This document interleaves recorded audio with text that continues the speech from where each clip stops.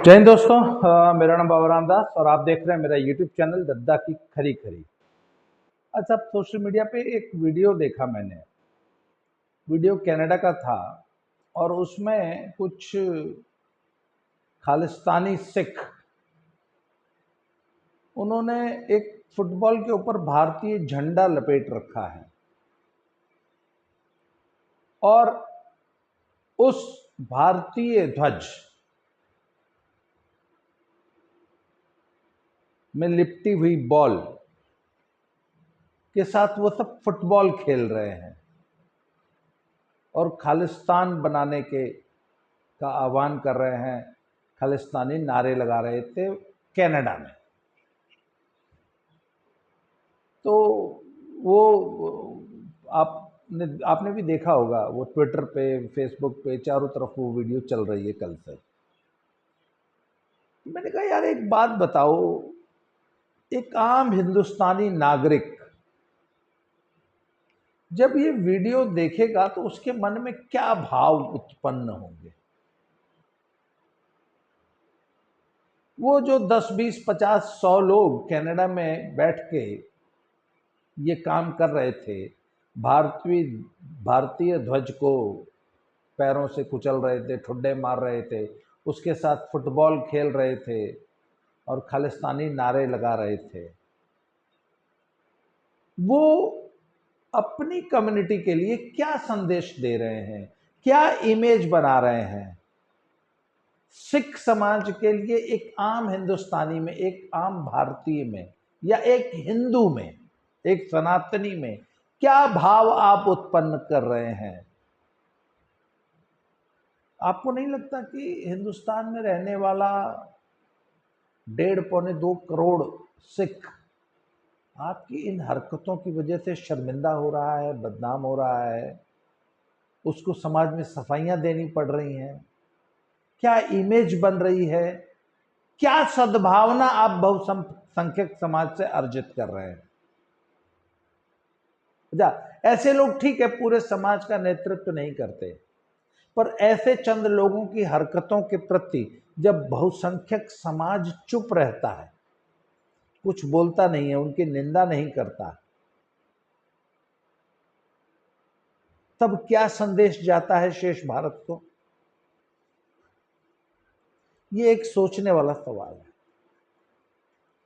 अच्छा, इस वीडियो के बाद में मेरे मन में कुछ भाव उपजने लगे। आज मैं सुबह जब भोजन कर रहा था, तब मैं रोटी खा रहा था। मैं आजकल इन दिनों पंजाब में हूँ, क्योंकि मैंने आपको बताया था मेरी पत्नी ठीक नहीं है, उनको चिकनगुनिया हुआ है, तो उसकी वजह उनके सेवा करने के लिए मुझे यहाँ पंजाब में पिछले 10 दिनों से मैं हूँ, 12-15 दिन हो गए। तो मैं जब भोजन कर रहा था, मैंने पूछा ये आटा कहाँ से आया है, कौन सा आटा है ये। तो बोले ये यहाँ की एक लोकल चक्की से हम लोगों ने आटा मंगाया है। तो मैंने समझ में आया मुझे कि आखिर यहाँ के आटे में इतना, मतलब ये टेस्टलेस क्यों है, अजीब सी सूखी सी कड़ी सी रोटी बन रही है। तो समझ में आया कि यहाँ का लोकल जो गेहूँ है पंजाब का, ये उस गेहूँ की रोटी है, आटा है। तो मैंने कहा इसका मतलब हम क्या खाते हैं, तो इसका मतलब हम या तो पूर्वी उत्तर प्रदेश का गेहूँ खाते हैं, या हमारे बगल में मध्य प्रदेश लगता है, राजस्थान लगता है। मध्य प्रदेश और राजस्थान का जो गेहूँ, मध्य प्रदेश का जो गेहूँ है, वो जब तक मैंने पता लगाया था वो लगभग 4800-4900 रुपये क्विंटल, मतलब 50 रुपये किलो गेहूं मिल रहा था एमपी वाला। पंजाब का गेहूं 25, 26, 27, 28 हो गया होगा इधर जब से यूक्रेन। पंजाब में आटा 30 रुपये किलो बिक रहा है, उस गेहूं का आटा जो एमपी वाला है वो 60 रुपये किलो बिकता है। अच्छा, यहाँ पे जितने भी अच्छी फैमिलीज हैं पंजाब की, वो अपना गेहूं 25, 30 रुपये, 28 रुपये बेच के एमपी से 50 रुपये, 60 रुपये किलो का आटा खरीद के खाते हैं। यस, अच्छा पंजाबी जो अच्छा खाना खाना जानता है वो अपने आटे की रोटी नहीं खाता, वो एमपी से अपना गेहूं बेच के एमपी का गेहूं खरीद के उसकी आटा पिसवा के रोटी खाता है। इसी तरह यही हाल यहाँ के धान का है। यहाँ का जो धान है वो टोटली टेस्टलेस है। यहाँ के चावल में टेस्ट नाम की कोई चीज़ ही नहीं है। यही हाल हरियाणा का भी है। क्यों? क्योंकि जिस जमीन में बहुत ज्यादा केमिकल फर्टिलाइजर्स, केमिकल पेस्टिसाइड्स और जमीन का अत्यधिक दोहन, एक जमीन से यदि एक साल में आप 4 फसल लेंगे, उस जमीन का इतना ज्यादा दोहन होगा, जमीन का जो अंडरग्राउंड वाटर है वो इतना जहरीला हो चुका है जिसका कोई हद नहीं। तो उसमें पैदा होने वाला अनाज कैसे टेस्टी हो जाएगा? तो फिर मेरे मन में एक ख्याल आया कि मैंने कहा अच्छा, ये हालांकि एक हाइपोथेटिकल विचार है, हम ये मान लेते हैं, हालांकि ऐसा संभव नहीं है, पर हमने मान लीजिए हम भी ऐसा एक हाइपोथेटिकल सिचुएशन मान लेते हैं कि चलिए खालिस्तान अगर बन ही गया, बन गया, तो आखिर वो खालिस्तान आज की दुनिया में सरवाइव कैसे करेगा? As a nation, as an economy, how would you survive? इससे पहले मैंने एक वीडियो बनाई थी कि आज से कुछ साल पहले जब पंजाब का बंटवारा हुआ तो पंजाब के लीडर्स ने इतनी बड़ी भयानक गलती की कि पंजाब के 3 टुकड़े कर दिए, और जो इतना बड़ा, इतना प्रॉस्परस स्टेट हो सकता था, हर लिहाज से संपन्न, उसको आज इन्होंने एक क्रिपल्ड, पंगु इकोनॉमी बना के रख दिया है। अगर पंजाब का बंटवारा ना होता तो आज पंजाब वो लेह लद्दाख वाले रोड पे केलोंग से शुरू होके और दिल्ली के आगे पलवल तक होता। आज कितना छोटा सा पंजाब रह गया। और मैंने पिछली वीडियो में ये बताया था कि अकेले गुड़गांव का जीएसटी कलेक्शन जो है वो पंजाब से ज्यादा है, पूरे पंजाब से ज्यादा जीएसटी कलेक्शन अकेले गुड़गांव का होता है। तो मेरी एक बड़े अच्छे विचारक हैं, उनसे बात हो रही थी, मैंने कहा अच्छा ये बताओ यार, अगर खालिस्तान बन भी गया तो हाउ वुड यू सर्वाइव? तुम्हारे पास होता क्या है पहले तो तुम ये बता दो। धान और गेहूं के अलावा what do you have? First thing.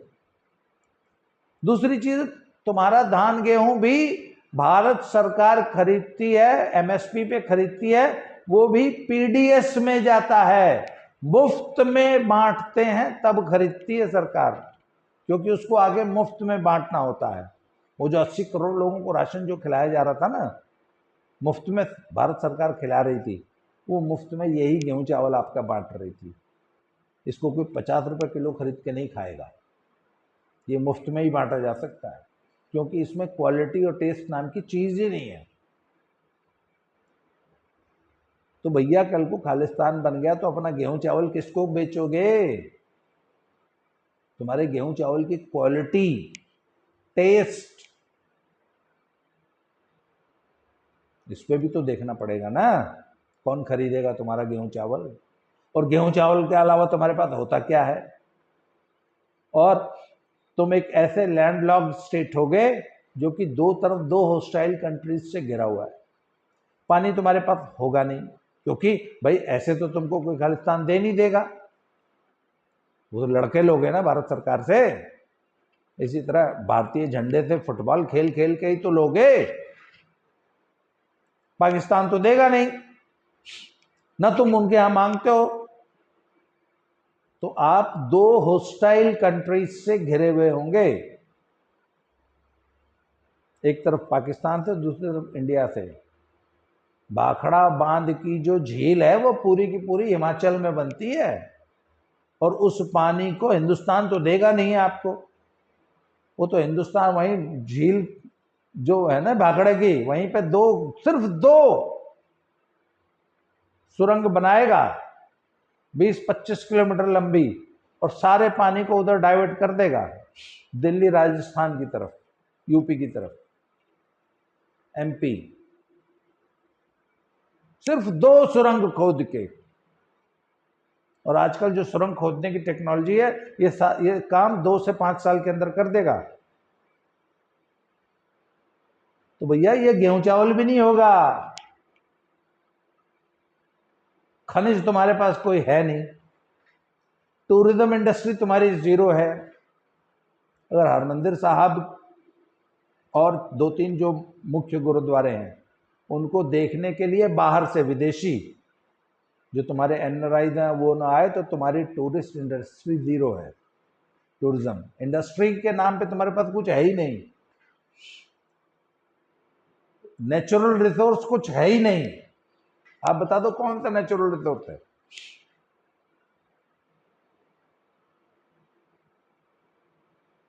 तो आखिर हाउ वुड यू सर्वाइव?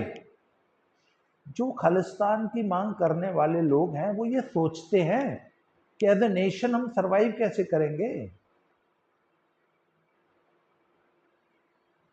आपकी इकोनॉमी क्या होगी, आपका क्या प्रोडक्शन करेंगे, आपके पास होगा क्या? इसलिए ये जो आजकल की जो नई पीढ़ी है ना, ये जो इमोशनल फूल्स बने हुए हैं, जो इन भावना में बह जाते हैं, इनको इन जो आपकी नई पीढ़ी है हमारे देश की उसको इस पे विचार करना चाहिए। ये जो अलगाववादी तत्व हैं ये हमको किस तरीके से बरगलाते हैं, किस तरीके से बेवकूफ बनाते हैं। ये अपना एजेंडा चला रहे हैं, हमें इमोशनल फूल बना के लाखों डॉलर्स लाखों पाउंड्स विदेशों से इकट्ठे कर रहे हैं, उससे अपने लिए बड़ी बड़ी संपत्तियां बना रहे हैं, बहुत बड़े बड़े बैंक बैलेंस बना रहे हैं, बड़ी प्रॉपर्टीज बना रहे हैं और हमको इमोशनल फूल बना रहे हैं। इन बातों पे नई पीढ़ी को विचार करने की जरूरत है। ये मैं आज बैठे बैठे मेरे दिमाग में ये बातें हैं कि क्या नई पीढ़ी इन बातों के बारे में सोचती होगी, उसको ये बताया जाना चाहिए। इस पे विचार कीजिए कि लोग कैसे आपको बेवकूफ़ बना रहे हैं और आप बेवकूफ़ बन रहे हैं। आज के लिए इस वीडियो में इतना ही, अगले वीडियो में फिर से मिलते हैं। Thank you very much.